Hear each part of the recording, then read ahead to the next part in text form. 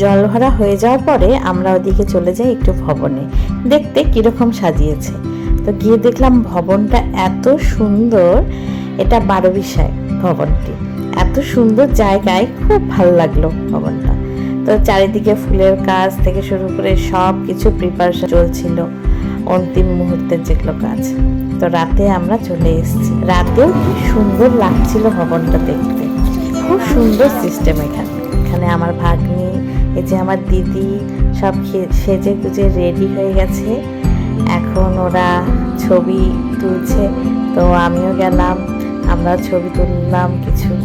তারপরে এদিকে বর চলে এসছে আর বর মণ্ডপে বসে গেছে, এদিকে বিয়ে চলছিল আর আমরা এদিকে চলে এসেছিলাম খেতে।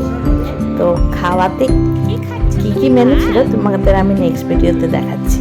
আজকের জন্য এইটুকুই, টাটা, বাই বাই।